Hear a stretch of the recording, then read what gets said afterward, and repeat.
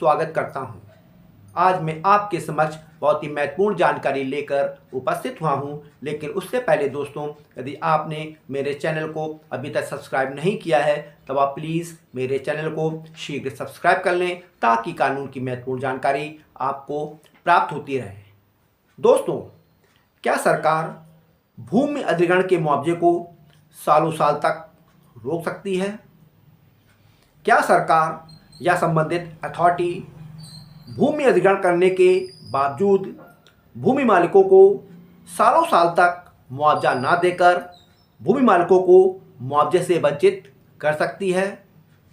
दोस्तों, सरकार शहर के विकास व सरकारी परियोजनाओं इत्यादि के लिए किसानों, भूमि मालिकों, ग्रामीणों से उनकी भूमि अधिग्रहित करती है और भूमि अधिग्रहित करने के पश्चात सरकार सालों साल तक किसानों, भूमि मालिकों व ग्रामीणों को उनकी भूमि का मुआवजा नहीं देती है और किसान व भूमि मालिक मुआवजे के इंतज़ार में सालों साल तक इंतज़ार करते रहते हैं, जिससे उनको तमाम परेशानियों का सामना करना पड़ता है। किंतु उसके बावजूद उनको मुआवजा नहीं मिल पाता है और वे मुआवजे के लिए संबंधित विभाग के चक्कर लगाते रहते हैं, किंतु उनकी कहीं पर भी सुनवाई नहीं होती है और वे मुआवजे के लिए सालों साल तक भटकते रहते हैं और वह मुआवजा ना मिलने पर हताश व निराश होकर आत्महत्या करने को भी मजबूर हो जाते हैं। दोस्तों, इस संबंध में माननीय सुप्रीम कोर्ट ने किसानों व भूमि मालिकों के पक्ष में बहुत ही महत्वपूर्ण व ऐतिहासिक फैसला दिया है, जिसका बहुत ही दूरगामी प्रभाव पड़ेगा और सरकार भूमि अधिग्रहण करने के पश्चात मुआवजा देने में मनमानी नहीं कर सकेगी।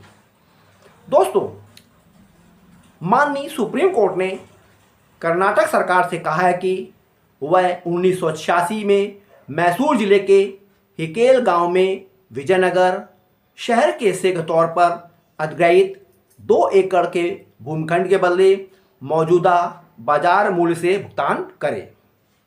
शीर्ष अदालत ने कहा है कि सरकार भूमि अधिग्रहण के मामलों में इतने लंबे समय तक मुआवजे के भुगतान को रोककर नहीं रख सकती है।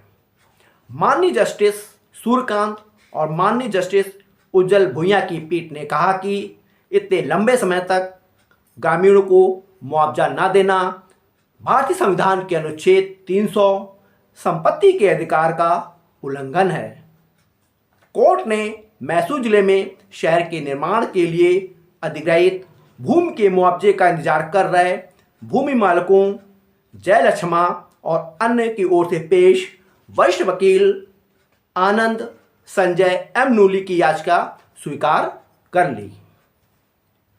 वरिष्ठ वकील ने तर्क दिया था कि अंतिम अधिसूचना और अवार्ड जारी होने के बावजूद भूमि मालिकों को मुआवजे का इंतजार करना पड़ रहा है। उन्होंने कहा था कि भूमि और संरचनाओं पर कब्जा जारी रहा और मालिकों ने सभी कर और बिजली के बिलों का भुगतान जारी रखा। इस मामले में माननीय सुप्रीम कोर्ट ने महसूस किया कि अथॉरिटी मुआवजे को रोकने के लिए तथ्यों या कानून में कोई कारण दिखाने में विफल रहे जो अधिग्रहण रद्द करने का औचित्य साबित कर सकता है। इस मामले में माननीय सुप्रीम कोर्ट ने विशेष भूमि अधिग्रहण अधिकारियों को 1 जून 2019 को प्रचलित बाजार मूल्य के अनुसार भूमि मालिकों को मुआवजा देने का आदेश दिया है। पीठ ने भूस्वामियों को बिना किसी बाधा के भूखंड का कब्जा अथॉरिटी को सौंपने का भी निर्देश दिया है। दोस्तों, इस मामले में माननीय सुप्रीम कोर्ट ने ऐतिहासिक फैसला दिया कि भूमि अधिग्रहण के मुआवजे को सालों साल तक नहीं रोका जा सकता है। यह भारतीय संविधान के अनुच्छेद 300A, जो कि संपत्ति के अधिकार से संबंधित है, का उल्लंघन है।